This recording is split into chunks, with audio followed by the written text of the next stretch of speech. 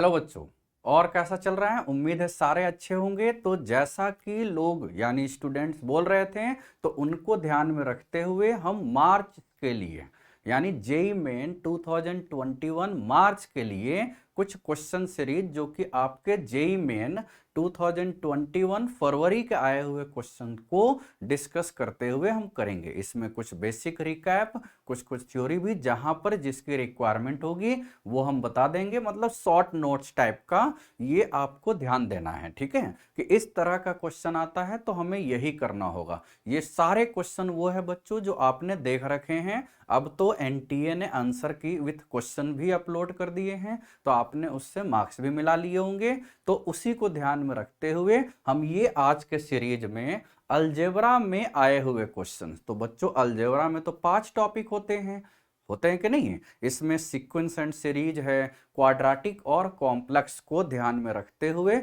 हमने ये वाला सीरीज बनाया है। कल यानी परसों हम इसी तरीके से अलजेब्रा पार्ट 2 करते हुए questions asked in JEE Main 2021 फरवरी को डिस्कस करेंगे। तो ये सीक्वेंस वाइज आपका पूरा फरवरी क्वेश्चन डिस्कस होगा मैथमेटिक्स में। यहां पर अभी ये आज के लेक्चर में अलजेब्रा पार्ट 1 है, अगले लेक्चर में अलजेब्रा पार्ट 2 होगा यानी रिमेनिंग टॉपिक्स। उसके बाद ऐसे ही हम सारा डिस्कस करेंगे बच्चों, ठीक है? आपको एकदम अच्छे से वॉच करना है और सारा इसी के ध्यान रखना है, ठीक है? हमेशा ये ध्यान देना है कि क्या जो क्वेश्चन आ रहे हैं उस लेवल का ही सारा चीज किया जा रहा है या नहीं किया जा रहा है, ठीक है? और ये ज्यादातर वही करते हैं बच्चों जो ऑलरेडी इस एग्जाम को अच्छे से क्वालिफाई या उसके ऊपर वाला एग्जाम क्वालिफाई कर चुके हैं, ठीक है? कुछ रूमर्स आते हैं कि कोई फैकल्टी यहां था वो वहां चला गया, उससे आपको कोई मतलब नहीं होना चाहिए।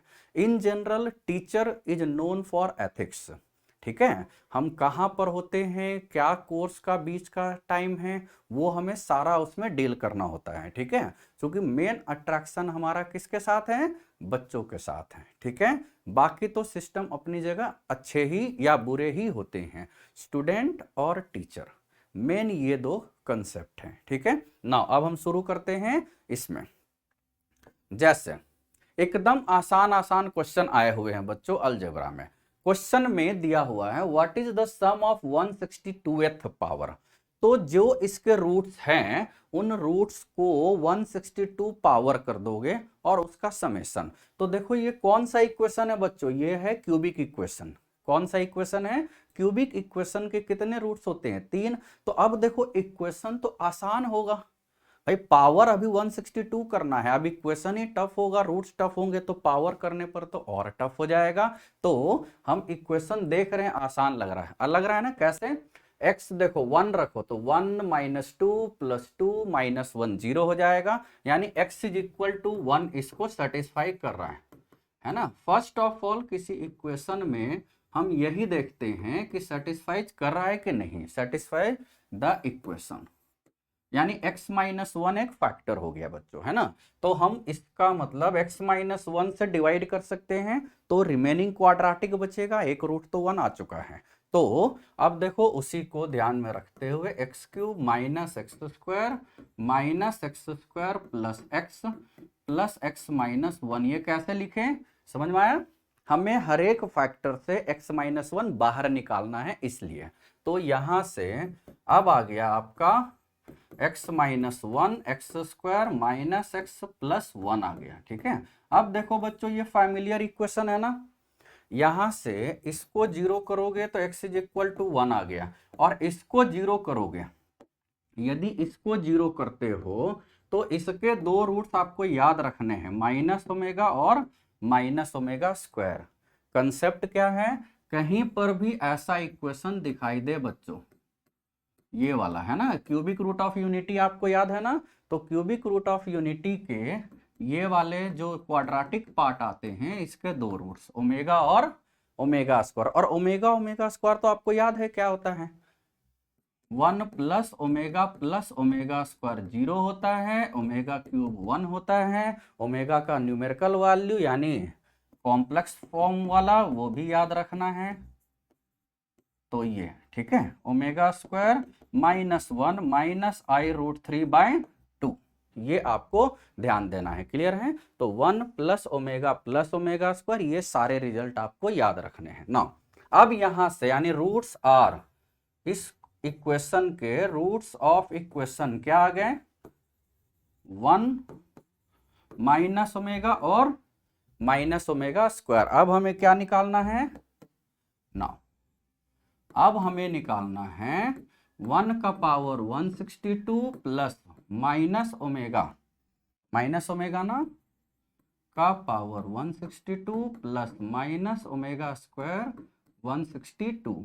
तो यहां से ये आ गया 1 प्लस ओमेगा का पावर 162 ओमेगा का पावर 324, यही ना। अब ओमेगा का कोई भी पावर होता है 3 से डिवाइड करते हैं ना, तो यहां रिमाइंडर 1 मतलब 0, यानी 1 प्लस 1, ये बार बार मैं ओमेगा लिखे जा रहा हूं, यानी आंसर हो गया 3। तो इस तरह के क्वेश्चन में या तो आंसर -1 या 0 या 3 आता है बच्चों हमेशा। तो ये आपको कंसेप्ट भी याद रखना है, यानी आपको ये दोनों वैल्यू याद रख लेने हैं, ओमेगा और ओमेगा स्क्वायर। ठीक है?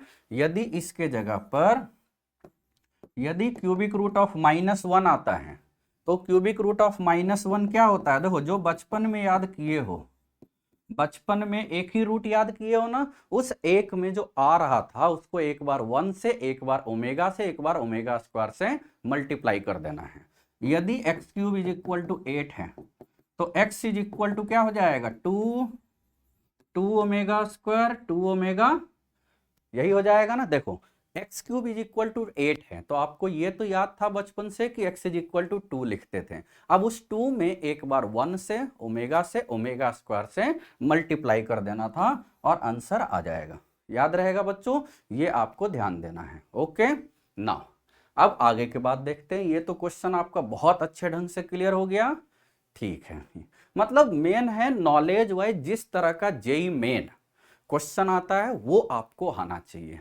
अदरवाइज देखोगे बहुत सारे, इवन हमारे भी ग्रुप में 1-2 ऐसे भी क्लास लेते हैं जिनका जेई मेन का कोई रिश्ता नहीं है, वो भले दूसरे प्लेटफॉर्म पर जेई ही लिखते हैं, है ना। जेई का उन्होंने आज तक कोई क्वेश्चन नहीं करवाया होगा अपने लेक्चर में, लेकिन लिखते जेई ही है। तो आपको जेई देने के बाद ये तो याद आ गया होगा, या तो ये समझ में आ गया होगा कि जेई का किस तरह का हमें क्वेश्चन हैंडल करना है बच्चों।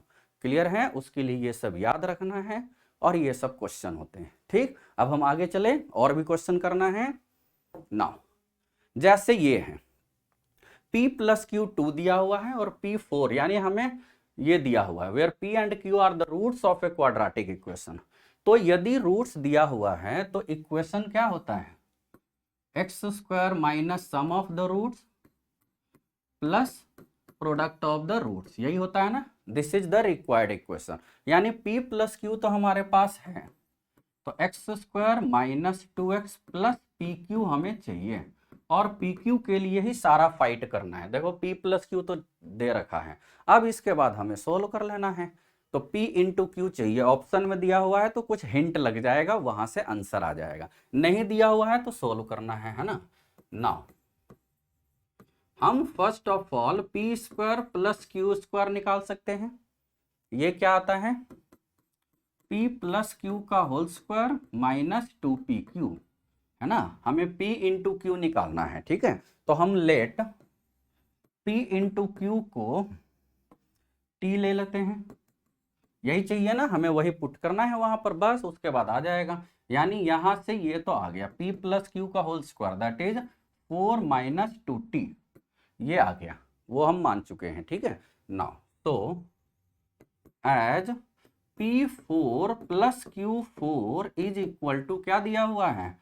ये फॉर्मूला यही लगा लिए ना, -2 टाइम्स P इंटू क्यू का whole square, 2 times P into Q का होल स्क्वायर। ठीक है, तो ये आ गया। अब देखो P4 प्लस Q4, ये तो 272 दे रखा है। अब P square plus Q square, ये हमने पूरा ऊपर निकाल रखा है, तो 4 माइनस 2T का -2 टाइम्स PQ, यानी T स्क्वायर, यही है ना। यहां तक क्लियर है? अब यहां से आपको T स्क्वायर निकालना है बस। तो 272 याद रहेगा। देखो क्या हो रहा है, ये 16 plus 4t² minus 16t, 2ab ना, 2 इंटू 4 इंटू 2 16 माइनस 2t²। तो यहां से आपका क्या आ जाएगा, 2t² minus 16t, 2t² minus 16t, और ये इधर आ गया है ना, या उधर कर देते हैं, है ना। 2 से 2 तो ऐसा पूरा कट जा रहा है, कोई दिक्कत की बात नहीं है ना। तो 272 माइनस 16 क्या हो जाएगा, 72 माइनस 12 60, और 4 और यानी 56, यानी 256 आ रहा है। 2 से 2 और काट देते हैं तो t² माइनस 8t माइनस 128 होगा। अब देखो यहाँ फैक्टराइज कर देना है, यहां से हमें क्या चाहिए, t चाहिए, तो फैक्टराइज तो कर लोगे ना 128, तो इसको और ब्रेक करोगे 2 2 2 में, तो 16 इंटू 8 क्या होता है, 16 इंटू 8 जानते हो ना, 16 इंटू 8 128 होता है। तो यहां से t माइनस 16 और t प्लस 8, ठीक होगा। याद रखना है भाई, क्या करना है, याद रखना है, ये होता है। तो यहां से t इज इक्वल टू आ गया 16 और माइनस 8। अब देखो इसमें ना क्वेश्चन में दे रखा होगा कि क्या आएगा, है ना, PQR, तो P प्लस Q। अब -8 यदि हम P इंटू Q लेते हैं तो भी हो सकता है, और 16 लेते हैं तो भी हो सकता है, दोनों केस के लिए पॉसिबल है। So these are the possible values, यानी अब ऑप्शन से देख लेना था, वन ऑफ द ऑप्शन ये होगा, है ना, क्योंकि P और Q में तो नहीं दिया हुआ है बच्चों, P और Q में नहीं दिया हुआ है कि P और Q दोनों पॉजिटिव है या अल्टरनेट साइन है या दोनों नेगेटिव हैं, तो आपको पता नहीं है, ठीक है। तो ये आपका कैलकुलेशन है, इसको जितना अच्छे से कर सको, जितना जल्दी से कर सको वो अच्छा है। क्लियर है। अब आगे बढ़ते हैं। देखो ये एकदम क्वेश्चन का नाम पर धब्बा लग रहा है, फालतू में एक पेज लिखे हुए हैं, ये जीपी में दिया हुआ है। तो जीपी का मतलब A7 upon A5 that is AR6 upon AR4 is equal to क्या दिया हुआ है, 25, यानी R² दिया हुआ है 25। ठीक, हमें जरूरत भी नहीं है R निकालने की, हमें चाहिए find A10 upon A8 that is, ये भी तो R² ही होगा ना, AR9 अपॉन AR7, ये भी 25 हो गया। This is the answer. सोचो, मतलब जेई मेन के सारे क्वेश्चन ऐसे नहीं होते हैं कि 2-3 मिनट में ही होंगे, कुछ क्वेश्चन तो सेकंड वाले भी हैं। यही सबसे टाइम बचा के ये हमें ढूंढना पड़ता है कहां आपको मिलेगा। तो मेन स्ट्रेटजी क्या है, इस तरह से पेपर दो कि सारे क्वेश्चंस हम जरूर देख पाए इन ए गिवन टाइम विथ 1 आवर। शुरुआत में सारे क्वेश्चन देख लो बच्चों, उसमें आपको इंफॉर्मेशन बेस्ड क्वेश्चन मिल जाएंगे, और जब इंफॉर्मेशन बेस्ड मिल जाएंगे क्वेश्चन, तो उसके बाद अब सोल्व करने वाले ढूंढो, फिर थोड़े अच्छे सोल्व करने वाले ढूंढो। तो इस तरीके से प्रोसेस वाइज हमें सारे पेपर्स को देखना होता है, ठीक है। ओके, अब देखो आगे चलते हैं। इंटीग्रल वैल्यूज ऑफ ए, तो इंटीग्रल वैल्यू ऑफ ए, है ना, यहां तो ऐसे के है ना, के निकालना है, जिसके लिए ये ऑलवेज पॉजिटिव है। तो चलो इसको हम मिटा देते हैं और इसके जगह पर क्या लिख दें, के लिख देते हैं, ठीक है। क्या लिख देते हैं बच्चों, के। इंटीग्रल वैल्यू ऑफ के फॉर विच दिस इज, है ना, तो यहां पर जानते हो ना कंसेप्ट क्या होता है, यदि कोई भी क्वाड्राटिक दिया हुआ है ax² plus bx plus c greater than 0 for all x belongs to R, यदि कोई भी क्वाड्राटिक ऐसा दिया हुआ है तो यहां से क्या आ जाएगा, a पॉजिटिव होना चाहिए एंड डिस्क्रिमिनेंट लेस देन 0 होना चाहिए, ये होता है। इसके अलावा ax² plus bx plus c यदि less than 0 for all x belongs to R, इसका मतलब a लेस देन 0 और d लेस देन 0 ही होना चाहिए बच्चों। तो ये डायरेक्ट हम ले सकते हैं, ये है आपके दो कंसेप्ट, याद रहेगा। देखो हमेशा पॉजिटिव या हमेशा निगेटिव, डिस्क्रिमिनेंट लेस देन 0, 0 हो रहा है क्वाड्राटिक, यानी कभी पॉजिटिव कभी निगेटिव। जैसे हमारा रिजल्ट 0 कब होता है, जब हम कुछ पॉजिटिव कुछ निगेटिव दोनों काम करते हैं, जीरो के लिए पॉजिटिव और निगेटिव का मिलना मैंडेटरी है ना, हमेशा पॉजिटिव तो जीरो की जरूरत नहीं है, हमेशा निगेटिव तो जीरो की जरूरत नहीं है बच्चों, ठीक है। तो ये ध्यान देना है। नाउ ये कंसेप्ट हो गया। नाउ इसका मतलब x square minus 2 times 3k minus 1x 8k square minus 7 greater than 0 होगा for all x belongs to r। For all x belongs to r, तो यहां से if and only if discriminant less than 0, discriminant क्या होगा, less than 0, तो यहां से क्या आ जाएगा, डिस्क्रिमिनेंट बी स्क्वायर, चूंकि ए तो ऑलवेज पॉजिटिव है, एज ए इज पॉजिटिव, ए का मतलब एक्स स्क्वायर का कोफिशिएंट, ठीक है ये। तो यहां से बी स्क्वायर 4 3k माइनस 1 का होल स्क्वायर माइनस 4ac यानी 8k square minus 7 less than 0, ठीक है।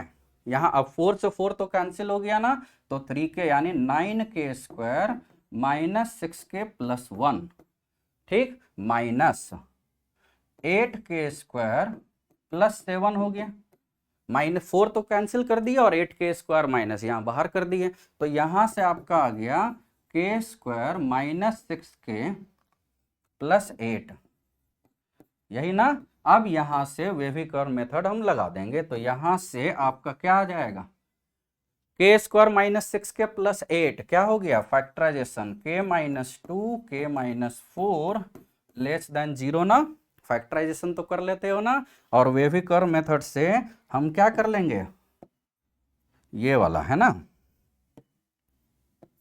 ये आ गया है ना।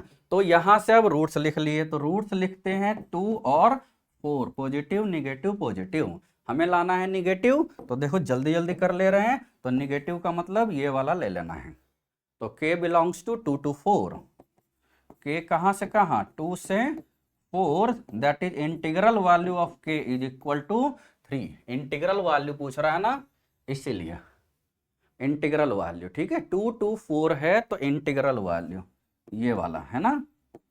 तो ये तो बहुत आसान है, उम्मीद है सारे बच्चे सोल्व किए होंगे, इसको सोल्व किए हो ना, तो ये आपको ध्यान देना है। क्लियर है बच्चों ना। अब आगे देखते हैं, इसमें यदि हम देखें if an increasing function, increasing GP है, जीपी है, तो जीपी में यदि इंक्रीजिंग है इट मींस कॉमन रेशियो का मैग्नीट्यूड 1 से ज्यादा होना चाहिए, कॉमन रेशियो 1 से ज्यादा, इंक्रीजिंग का मतलब कॉमन रेशियो 1 से ज्यादा होना चाहिए, ठीक है। The sum of second and six term, तो लेट जीपीज आर, जीपीज क्या है ए आर है, ए आर स्क्वायर है एंड सो ऑन, यही सारा दिया हुआ है क्वेश्चन में। गिवन, गिवन क्या दिया हुआ है बच्चों, given sum of second and sixth term, जैसा दिया हुआ है वैसा है, सिक्स टर्म यानी a r 5, this is equal to 25/2 दे रखा है ये, क्लियर है। नाउ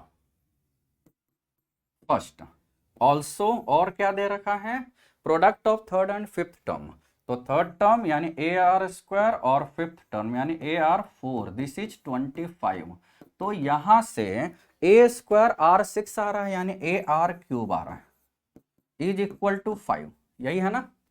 तो हम क्यों पॉजिटिव लिए हैं, क्योंकि इंक्रीजिंग जीपी है ना, तो ए आर है ना, वैसे तो निगेटिव भी ले सकते थे लेकिन इंक्रीजिंग जीपी दे दिया है तो सारे term positive positive positive, otherwise common ratio एक से कम भी यानी निगेटिव भी लेना हो सकता है। अब देखो फ्रॉम 1 and 2 डिवाइड कर दिए, फ्रॉम 1 डिवाइडेड बाय 2, यहां से r निकाल लेना है। देखो डिवाइड करोगे तो ये आ गया 1 plus r4 upon r square is 5/2, divide कर लिए। अब यहां से निकाल लो, 2r4 minus 5r square plus 2 is equal to 0, तो r square is equal to 2 और 1/2 फैक्टराइज कर लिए, तो r स्क्वायर आ गया 2 या 5 मतलब सॉरी 1/2 ये आ गया ना। अब r है एक से ज्यादा, ठीक है, as r is greater than 1 so r square is equal to 2 है ना, मतलब -√2 भी नहीं ले सकते, r इज इक्वल टू √2 ले सकते हैं ओनली। ठीक है, क्लियर है। वैसे r² से भी जरूरत हो जाएगा। अब कह रहा है sum of 4th term 6th term and 8th term. Now 4th term 6th term और 8th टर्म। तो 4th टर्म क्या है, AR3, 6th टर्म है AR5 और AR7। तो AR3 क्या है भाई, AR3 तो कॉमन ले लिए, 1 + r² + r4, यही है ना। तो AR3 है 5, देखो AR3 है 5 और यहां से 1 + 2 + 4, तो ये आ गया 30 का 5। आया ना, एकदम सही बोल रहे हो। आसान है कि नहीं आसान है, आसान है। ठीक है, ठीक है। तो ये आपको ध्यान देना है कि इस तरीके से न्यूमेरिकली बस सोल्व करते जाना है, बाकी कुछ करना नहीं है। आपको अच्छे से जो कंसेप्ट है जैसा है उसको रख लो और पुट कर दो। क्लियर है, ये अच्छे से आपको ध्यान देना है। मतलब ये हम क्वेश्चन देख के क्या बोल सकते हैं, this was the question of calculation not for the concept. तो देखो बच्चों, क्वेश्चन को ना अलग अलग कैटेगरी में डिवाइड कर सकते हो। हम किसी क्वेश्चन को इंफॉर्मेशन बेस्ड बोल सकते हैं, कैलकुलेशन बेस्ड बोल सकते हैं, कंसेप्ट बेस्ड बोल सकते हैं, एप्लीकेशन ऑफ कंसेप्ट बेस्ड बोल सकते हैं। तो अलग अलग टाइप के जैसे लोग होते हैं वैसे ही इक्वेशन या क्वेश्चन होते हैं, हम उसको सॉल्व करना हमें आना चाहिए। ठीक है, आगे बढ़ें। नाउ जैसे ये है, ये प्रीवियस ईयर जेई एडवांस का क्वेश्चन है ना, एग्जैक्ट सेम है, PYQs ऑफ एडवांस। ठीक है, एग्जैक्ट यही क्वेश्चन है, कोई चेंज नहीं है। लॉग में कंडीशन क्या होता है, log of x⁴ is defined, कब डिफाइंड होता है, जब x greater than 0, a greater than 0 and a not equal to 1। x greater than 0, a greater than 0 and not equal to 1, ये आपको ध्यान देना है। ठीक है, तो यहां पर हियर क्या क्या कंडीशन हो गया, x-1 greater than 0 and x-3 greater than 0, यानी इन दोनों को मिलाने से x ग्रेटर देन 3 आ चुका है। 3 से ज्यादा लेना है, यदि 1 से ज्यादा 3 से ज्यादा का कॉमन क्या होगा, 3 से ज्यादा, ये याद रखना है। नाउ अब आगे इसको आप सोल्व कैसे करेंगे, तो log of x-1 is equal to, हमें देखो log से log कैंसिल्ड आउट करना होता है बच्चों, और log तभी हटता है जब बेस सेम होता है ना, बेस सेम होता है। तो बेस तो अलग अलग है, तो हम बेस सेम करने के लिए इसको 2² लिख सकते हैं ना, तो बेस 2 को 4 में बदल दे या 4 को 2 में बदल दे, तो log ऑफ ये है ना, बहुत आसान है। यदि याद करो तो हमने अपने बैच में ये वाला डायरेक्ट यही डेटा का क्वेश्चन कर रखा है। ठीक है, तो अब देखो यहां से ये जो 2² है ये 1/2 आ गया है ना, log ऑफ 2x-1 और ये log ऑफ 2x-3। अब देखो यहां से ये जो पावर वैल्यू है यहां पर, ये कहां चला जाएगा, पावर में चला जाएगा ना, यानी log ऑफ x-1 का पावर हाफ, तो ये क्या आ गया, log ऑफ 2x-1 का पावर हाफ हो गया। आसान है। अब देखो यहां से log ऑफ 2 मतलब log of x-3 to base 2, तो यहां से देखो आपका क्या आ गया, log खत्म, तो x-1 का root is equal to x-3, तो x-1 इज इक्वल टू ये है x² - 6x + 9, तो यहां से क्या हो जाएगा, x² - 7x + 10 is equal to 0, तो x is equal to 2 and 5, x is equal to 2 and 5। Clear है, तो x is equal to 2 and 5, एकदम आसानी से आपको। बट x ग्रेटर देन क्या है, 3, so x is equal to only 5 is the answer, this is the answer. तो only number of solution 1 हो गया। कितने x के वैल्यूज आ गए, तो 1। सोल्व करने से देखो 2 आ रहा है, तो लिख मत देना क्योंकि log था, लॉग हट गया, लेकिन हटने के पहले तो अपनी कंडीशन लगा गया ना। तो जब भी कोई अलजेब्राइक ऑपरेटर के साथ कोई इस तरह का ऑपरेटर आता है तो अपनी कंडीशन लेके आता है बच्चों, मेन वो ध्यान देना है। क्लियर है, याद रहेगा। अब देखो, तो ये लॉग का क्वेश्चन है, लेकिन लॉगरिथमिक भी अलजेब्रा का ही तो पार्ट होता है बच्चों, उसी में ये आता है। ठीक ना, अब आगे देखते हैं। ये जो क्वेश्चन है ये सीक्वेंस एंड सीरीज का, ये क्वेश्चन किस सीरीज में दिया हुआ है? देखो ये ना तो एपी में, ऊपर वाला देखो 2 5 7 5 5 जा रहा है, 2 7 12 एपी में है, डिनोमिनेटर में जीपी में जा रहा है, तो इसको बोलते हैं एजीपी। क्या बोलते हैं? अर्थमेटिको ज्योमेट्रिक प्रोग्रेशन। तो ये एजीपी वाला ध्यान देना है, ठीक है, याद रहेगा। तो ये एजीपी है, तो इसके लिए क्या करते हो हम, एजीपी का जब भी सोल्यूशन निकालना है, सीरीज निकालना है, समेशन निकालना है, तो हम दिए हुए एजीपी के देखे हुए जीपी के कॉमन रेशियो से पूरे समेशन में मल्टीप्लाई करके एक टर्म डिस्प्लेस करके सब्सट्रैक्ट कर देते हैं। ज्यादा लंबा हिंदी था ना, फिर से दिए हुए एजीपी के देखे हुए जीपी के कॉमन रेशियो से पूरे में मल्टीप्लाई करेंगे और एक टर्म डिस्प्लेस करके सब्सट्रैक्ट कर देंगे, वो प्योर जीपी आ जाएगा, जिसका फॉर्मूला हमें याद है। और आसान क्वेश्चन किसको बोलते हैं? जो इनफाइनाइट तक जाता है। यदि इनफाइनाइट तक जाता है तो ये आसान हो जाता है ना। तो जैसे यहां पर s है, s क्या है? 1 प्लस, अब देखो जीपी का कॉमन रेशियो दिख रहा है ना, जीपी का कॉमन रेशियो दिख रहा है, देखो 1/3 है ना, हियर कॉमन रेशियो है 1/3, ठीक है। तो कॉमन रेशियो जब 1/3 है तो हम 1/3 से मल्टीप्लाई कर लेते हैं, तो 1/3 s इज इक्वल टू, ये आ जाएगा आपका, फर्स्ट टर्म पहले 1 था भाई, एक टर्म डिस्प्लेस कर दिया, तो अब 1/3 आ गया, 2/3 स्क्वायर आ गया, 7/3 क्यूब आ गया, 12/3 4 आ गया, and so on is infinite, ठीक है। तो ये आपको माइनस कर लेना है, सब्सट्रैक्ट कर लेना है। क्या कर लेना है? माइनस, और सब्सट्रैक्ट से आंसर आ जाएगा। तो ये आ जाएगा 2/3 s is equal to 1 minus 0 क्या होता है? अच्छा 1 होता है, प्लस 2/3 माइनस 1/3 1/3, और ये आ गया आपका 5/3 स्क्वायर, और ये भी 5/3 cube, and so on up to infinite. तो देखो यहां से तो वो किस में आ गया? जीपी में आ गया, यहां से ये जीपी में है बच्चों। तो ये तो 1 प्लस 1/3 तो 4/3 हो गया, और जीपी में sum of infinite number of terms क्या होता है? Sum of infinite number of terms a upon 1 minus r होता है ना, यदि कॉमन रेशियो 1 से कम है तो। कॉमन रेशियो 1 से कम है, 1 से कम ही है, तो a कितना आ गया? 5/3 square divided by 1 minus, common ratio तो अभी भी 1/3 ही रह गया, वो बदला तो है नहीं, तो 2/3 आ गया।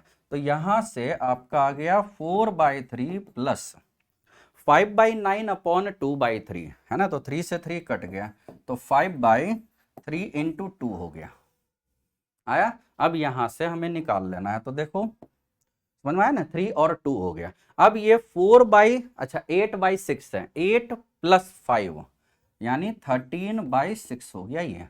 तो s इज इक्वल टू, यानी 2/3 s इज इक्वल टू 13/6 है, तो s इज इक्वल टू कितना आ गया?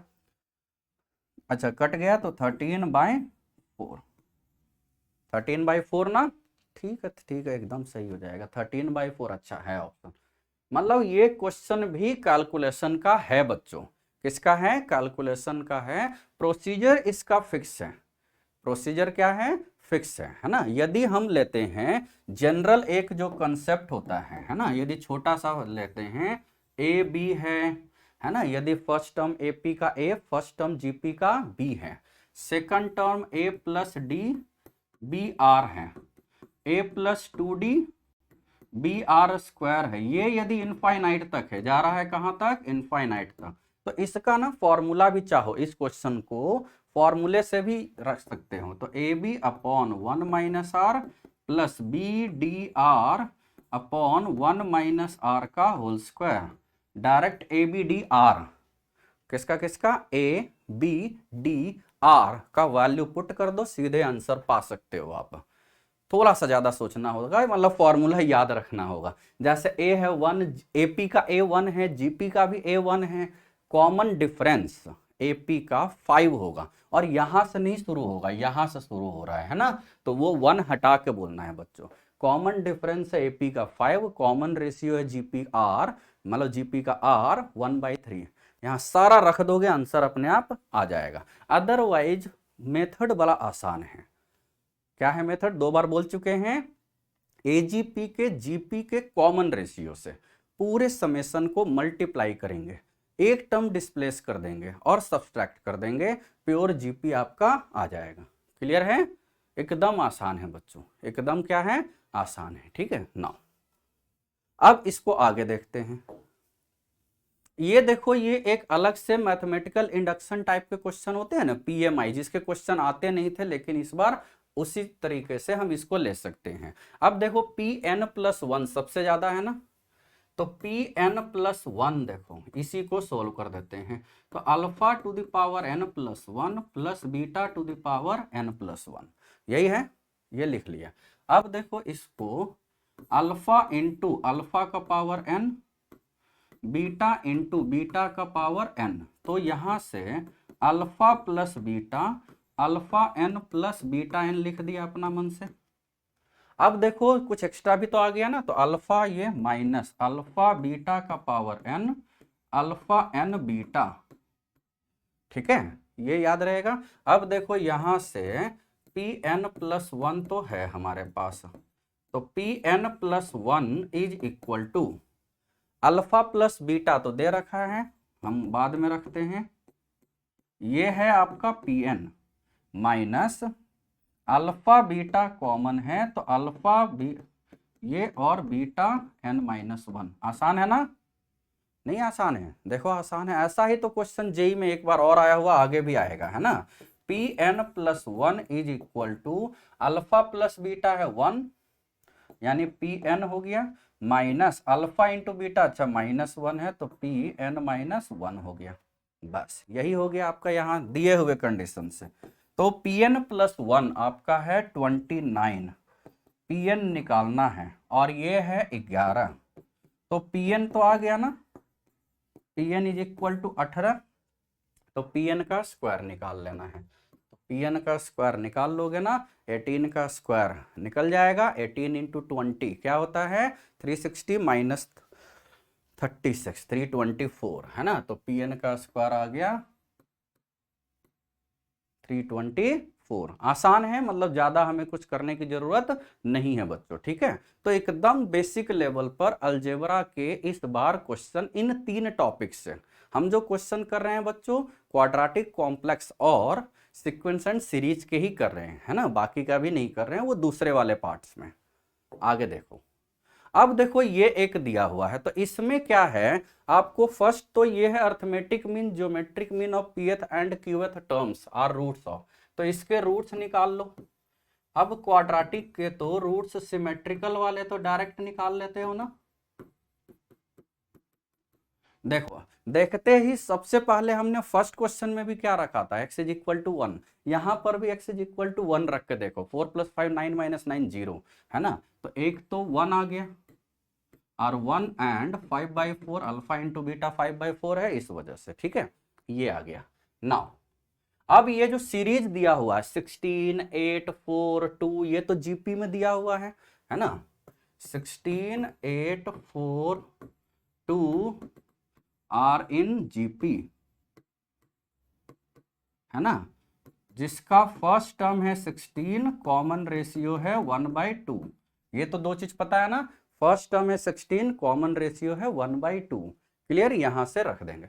अब कह रहा है M pth term qth terms, ठीक है, और आर रूट्स ऑफ, तो इस सीरीज का pth टर्म, तो देखो pth टर्म TP क्या है, ए आर का power p minus one, qth term a r का पावर q माइनस वन। इन दोनों का अर्थमेटिक मीन दे रखा है बच्चों, इन दोनों का ना अर्थमेटिक मीन दे रखा है और ज्योमेट्रिक मीन दे रखा है। नाउ लेट अर्थमेटिक मीन है। अच्छा ये बताओ, अब इसमें ध्यान ये देना है, लेट की जरूरत ही नहीं है। ये बताओ बच्चों, अर्थमेटिक मीन ज्यादा होता है या ज्योमेट्रिक मीन ज्यादा होता है? अर्थमेटिक मीन ज्यादा होता है ना, तो here arithmetic mean is equal to 5/4 and geometric mean is equal to 1। ये ध्यान देना है, ऐसा नहीं कि उल्टा ले लो, है ना। दैट इज अर्थमेटिक मीन इन दोनों का, तो क्या हो जाएगा, a r to the power p minus one plus r to the power q minus one divided by 2। ये हो गया आपका 5/4। ठीक, अब a तो पता ही है, तो यहां से a है आपका 16, तो 16/2 हो गया 8, तो 8 और r है 1/2, तो 1/2 का power p minus one plus 1/2 का power q minus one, this is equal to 5/4। First question हो, मतलब फर्स्ट इक्वेशन आ गया। अब ज्योमेट्रिक मीन, ज्योमेट्रिक मीन क्या दे रखा है इन्हीं दोनों का, a r to the power p minus one into a r to the power q minus one root, this is equal to 1। दो नंबर का ज्योमेट्रिक मीन समझते हो ना, वही ले लिए। तो यहां से आपका आ रहा है a, ठीक, a तो बाहर आ गया। अब r टू द स्क्वायर भी कर सकते हैं, a square r to the power p plus q minus one is equal to 1 है। a स्क्वायर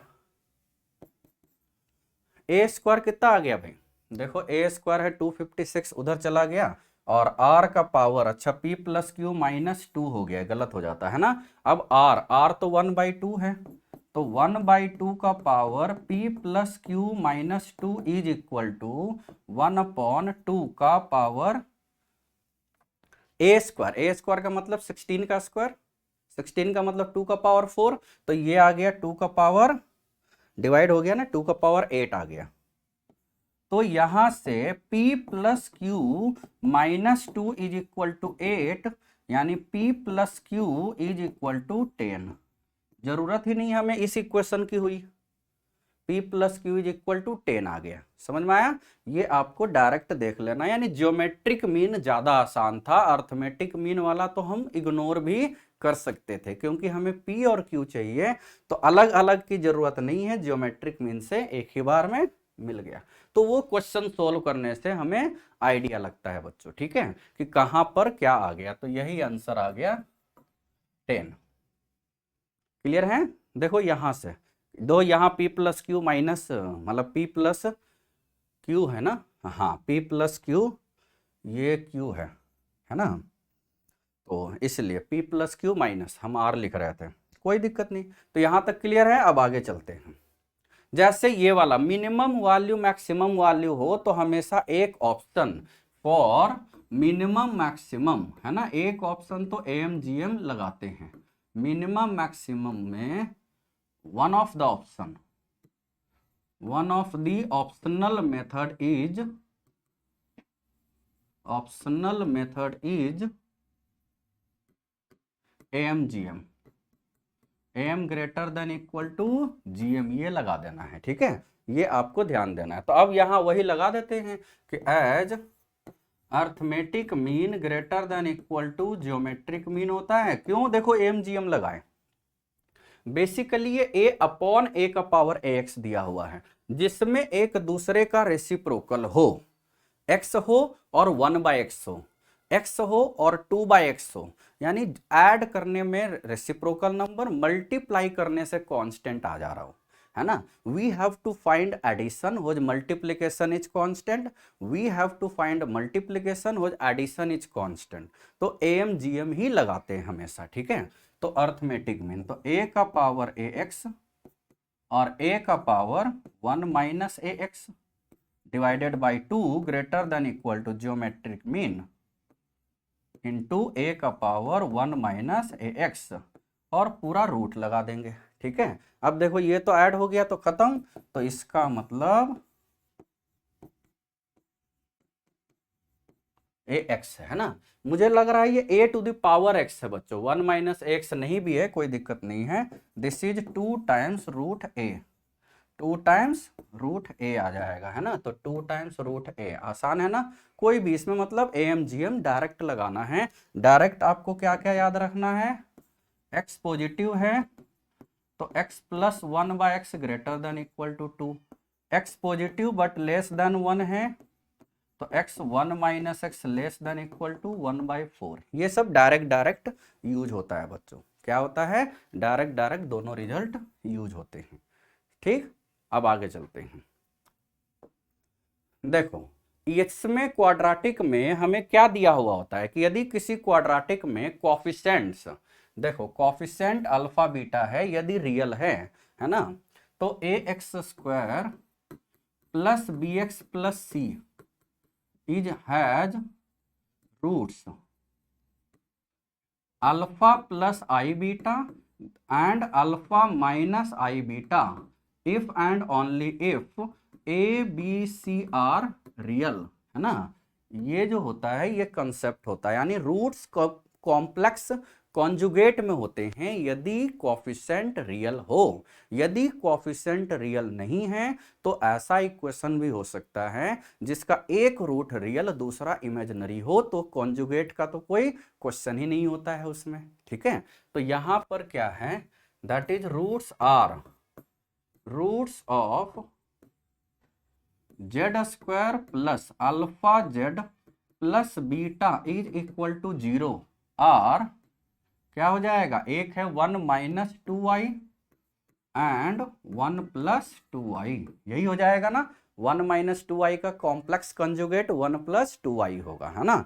नाउ क्या होता है, sum of roots, sum of roots है ना, सम ऑफ रूट्स कितना हो गया, 1 minus 2i 1 plus 2i, this is equal to minus b by a, तो यहां से अल्फा आ गया -2 आया ना, अल्फा आ गया -2।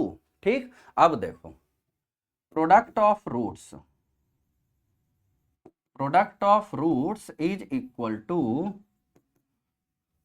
प्रोडक्ट ऑफ द रूट्स क्या हो जाएगा, 1 minus 2i into 1 plus 2i, this is equal to beta ना, c बाई ए यानी बीटा।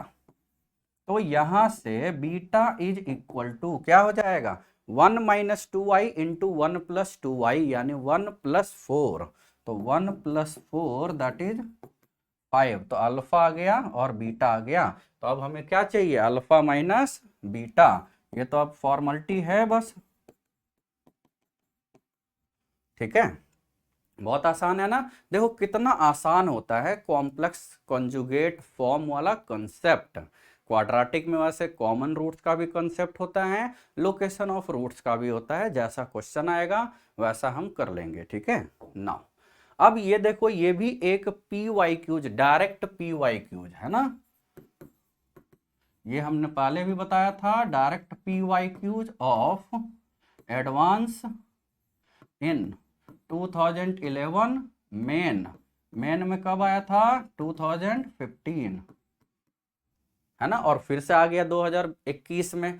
अब यहां पर दिक्कत क्या है, किसी किसी क्वेश्चन में 3A9 है, किसी किसी क्वेश्चन में 2A9 है, जो जेई में आए थे दोनों बार, ये यहां पर डिनोमिनेटर में 2 था।